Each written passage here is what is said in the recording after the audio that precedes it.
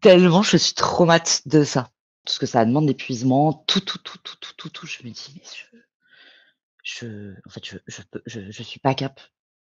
Je suis pas cap de refaire» et ça veut pas dire que j'en ai pas envie, hein. Et du coup, j'aurais grave eu besoin d'un soutien et puis, tu sais, de ce soutien que les gens, ils le fassent, enfin, tu vois, ils le fassent vraiment, quoi. Toujours ce truc qu'on t'impose, «Vas-y, je vais venir 2 jours, là, te voir», tu vois? Parce que la famille était à Lyon. En fait, ils viennent 2 jours te voir, mais ils attendent à ce que tu fasses la bouffe, quoi. Alors que moi, j'arrivais toujours à peine, mon périnée, il était en vrac total, enfin, tu vois, il y avait vraiment tous ces trucs compliqués et cette violence et je vivais dans la violence. Non pas que je générais moi, mais parce que c'était ça aussi mes conditions, la situation. Nos conditions parce que du coup avec le petit, quoi. Est-ce que le fait de devenir maman a changé quelque chose dans ta relation avec tes parents? C'est un peu venu empirer. D'accord. Au début, c'est un peu venu empirer. Alors déjà, il y avait ce truc où eux-mêmes, surtout ma mère, tu vois, qui n'avait pas connu en fait, le nourrisson, la grossesse aboutie, tu vois, avec, une naissance vivante à la fin, le nourrisson, tout ça. Donc il y avait cet endroit-là. Je pense qu'elle était hyper, curieuse, tout ce que tu veux. Ouais, le miroir de ce que ça demande d'être parent et en fait de réaliser comment eux, mes parents, drivaient avec moi, particulièrement ma mère, mais je me dis: «Mais vous êtes complètement tarés en fait, ça va pas du tout» et il y a eu un truc un peu compliqué où ma mère, elle a essayé de reprendre la main en fait, elle qui avait une espèce de manière un fonctionnement pas hyper sain avec moi, a réessayé en fait de faire ça parce que j'étais en plus dans une situation, vulnérable en fait, de précarité quoi. Et qu'elle le faisait pas de manière saine, en fait. Ça a pas été facile et mon père, bah, il a fait le mec, quoi. Et C'est-à-dire? qu'est-ce qu'il y a? C'est-à-dire, tu peux pas te lever là, attraper le môme, changer une couche, prendre un biberon, enfin vraiment, tu vois? Tu es face à ça, en fait, aussi. Donc tu là genre: «Mais c'est une blague, en fait?» Oui, puis alors, bah, tu vois, j'ai pas ma langue dans la poche, donc voilà.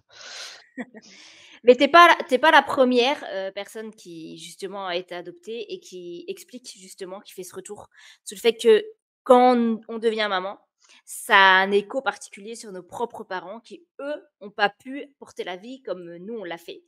Mmh Et mh. tu pas la première à le dire et je trouve ça incroyable quand même parce que ça renvoie à 30 ans auparavant et aux blessures Mmh. des parents et c'est Mmh. là où je te rejoins complètement, où en tant que parent qui adopte, c'est essentiel d'avoir fait un travail sur soi-même pour justement pas transmettre ou transférer ou avoir des relations complètement malsaines avec ses enfants derrière, sur des situations où, bah, en fait, ta fille, devient maman donc c'est le bonheur, quoi.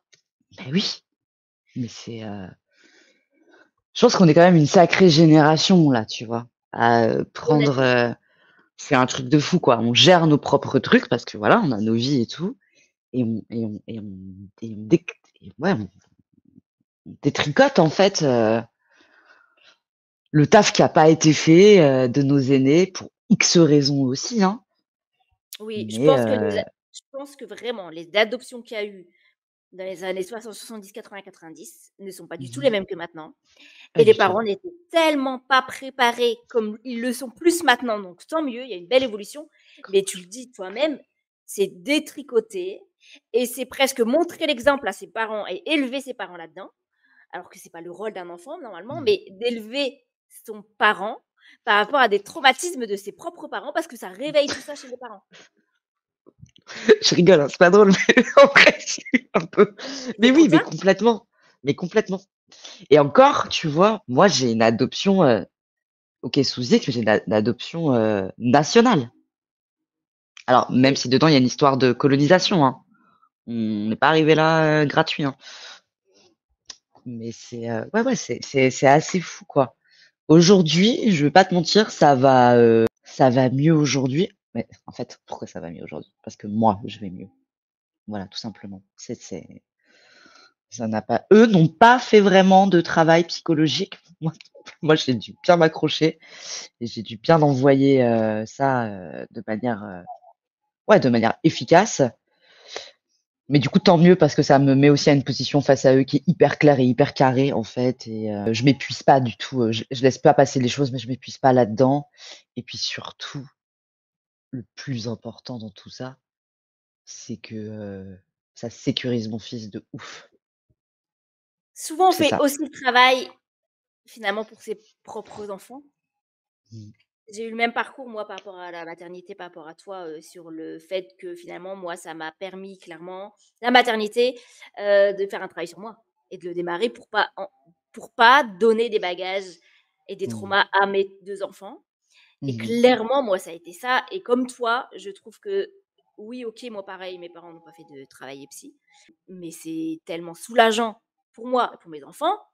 Comme Mmh. tu dis, je suis la première d'une lignée et bah, c'est très drôle parce que je me dans ton parcours, je me reconnaissais en partant du truc de que je suis la première aussi. Mmh. Parce que finalement, tu crées quelque chose et à un moment donné, tu coupes les liens toxiques et ça, je trouve que c'est quand Complètement. même exceptionnel de réussir à le faire De ouf.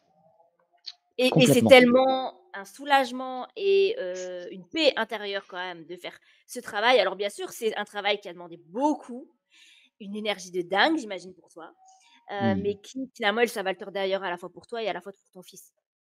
Ah mais, complètement. C'est vraiment c'est merci en tout cas pour ce partage parce que c'est exactement ça, en fait et je vois dans la relation avec mon fils, putain, tu vois, je sens qu'il y a ce lien que que quand tu as des parents qui font pas le job, qui font pas le taf, machin, nin nin nin, c'est pas là, tu vois? Puis tu sais, il y a l'adolescence là qui arrive en grande vitesse là, parce qu'il a 10 ans.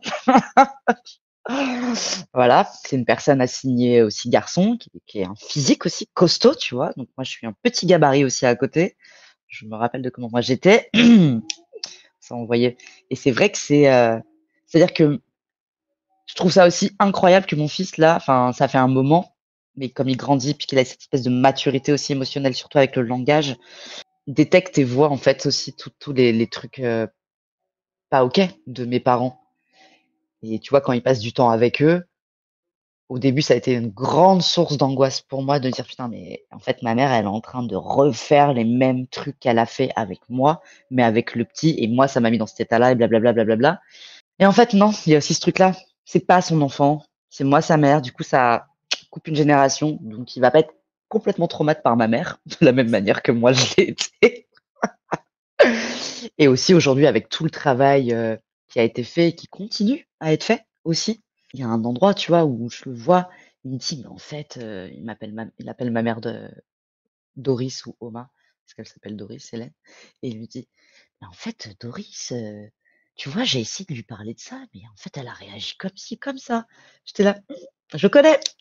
Et en fait, je lui dis: «Écoute, j'ai pas de conseils à te donner, mais je te le dis, il y a des trucs, tu ça va pas fonctionner avec elle. Après, je te laisse, toi vérifier et voir, tu vois? Tu fais ton expérience». Mais le fait que moi, je sois beaucoup plus posée avec ces endroits-là, il peut venir me voir en backstage et et s'asseoir, en fait, tu vois? Avec moi, clairement sur, tous ces trucs qui sont hyper décevants, hein, chez elle. Enfin, tu vois? Qui sont c'est des endroits qui sont pas faciles, en fait, quand tu y es confronté, de te rendre compte qu'en fait, ta grand-mère, bah, tu peux pas parler, des questions, je sais pas, de racisme, de telle chose, de queerness, de politique, de nourriture, enfin de manière, saine, tu vois? Il va se rendre compte de choses qui ont été hyper difficiles pour moi, à l'époque, mais ça n'a pas du tout les mêmes conséquences. Il va pas chercher les mêmes choses que moi là-dedans et tant mieux et il a moi, alors que moi j'avais personne. Et c'est surtout qu'il prendra aussi conscience avec le temps en grandissant, que, bah, voilà, ça c'est des blessures de ses grands-parents, ça lui appartient pas, c'est pas les tiennes, c'est pas les C'est ça, siennes.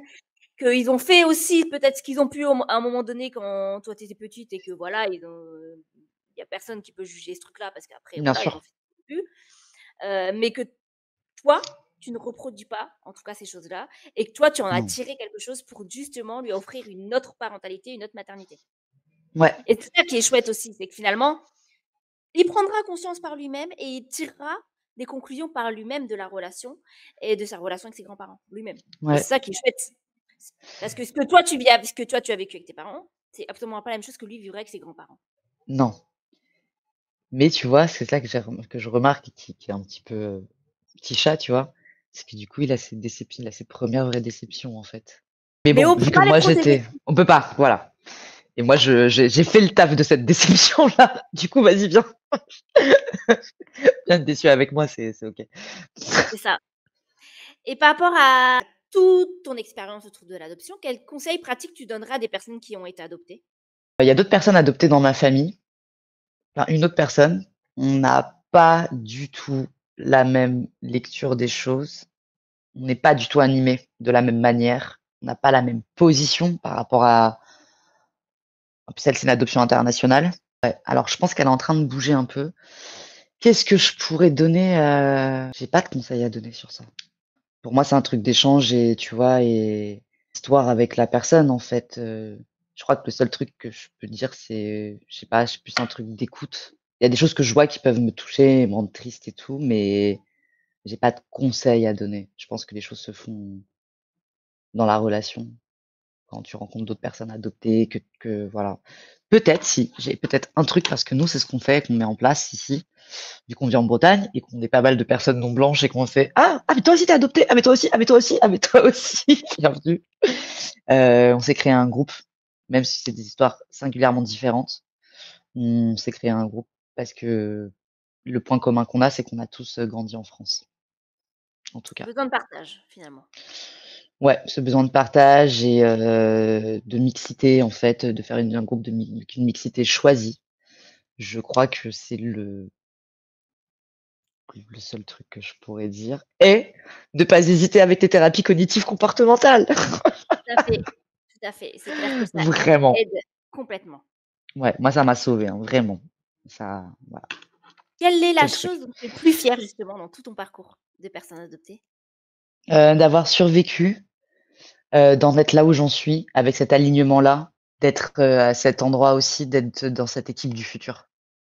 L'équipe du futur, qui a arrêté de se faire mal au cou à force de regarder derrière et qui a choisi, d'être en tête d'affiche et d'être le début, en fait, de cette histoire et d'en être hyper conscient et d'y aller, quoi.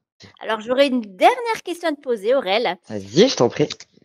Pour toi, à l'heure actuelle, quelle serait ta définition de l'amour inconditionnel? Alors, ça t'a été dur un petit peu, hein. C'est dur un peu quand même. Le mot inconditionnel, il me gêne.